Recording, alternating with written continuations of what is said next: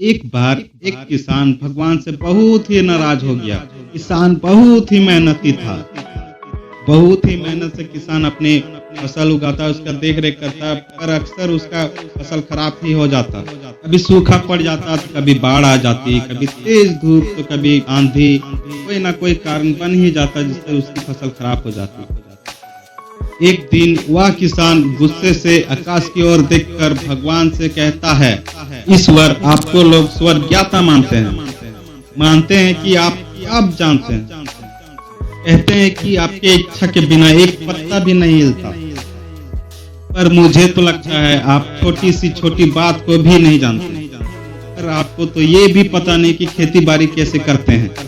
अगर आप जानते होते तो हर समय जो बाढ़, आंधी, तूफान आता है वो कभी नहीं आता। आप नहीं जानते हैं कि कितना नुकसान उठाना पड़ता है हम किसानों को।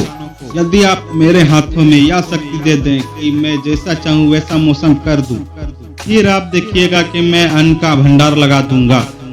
भगवान उस किसान के तीखे बात सुनकर मुस्कुरा रहे थे और वह किसान के सामने प्रकट होकर बोले, मैं आज से तुम्हें यह शक्ति देता हूँ कि तुम अपने खेतों पर तुम्हारी जैसी इच्छा हो तुम वैसा मौसम कर दोगे।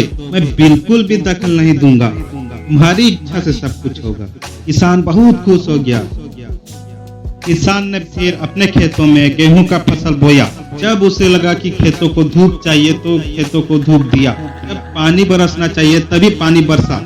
आंधी, तूफान, बारिश कुछ भी खेतों पर आने नहीं दिया।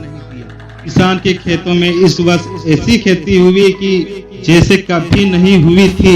हरी भरी लहराती फसल। किसान बहुत ही खुश हो गया और सोचने लगा, अब सबूत के साथ भगवान को दिखाऊंगा कि खेती बाड़ी कैसे किया जाता है।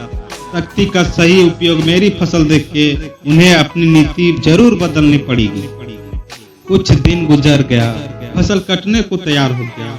किसान बहुत ही खुश होकर अपने फसल काटने लगा।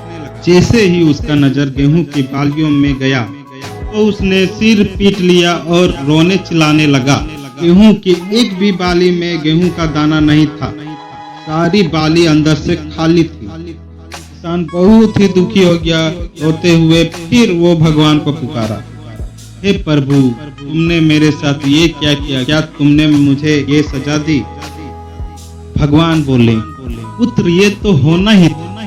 तुमने पौधों को संघर्ष करने का मौका ही नहीं दिया।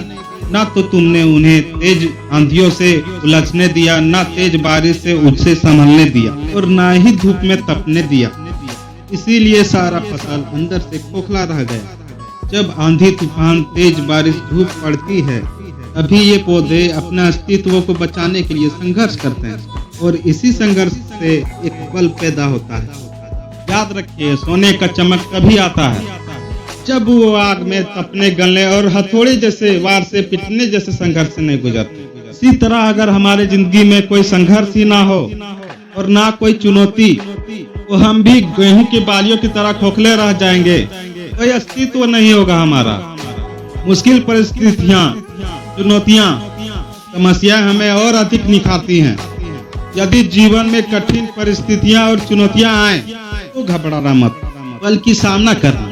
विश्वास करना कि आप और अधिक निखर जाएंगे और अधिक मजबूत बन जाओगे। किसी ने ठीक ही कहा, बिना संघर्ष कोई महान ही नहीं होता। जिंदगी जीना आसान ही नहीं होता। जब तक ना पड़े हथौड़े की चोट, तब पत्थर भी भगवान नहीं होता।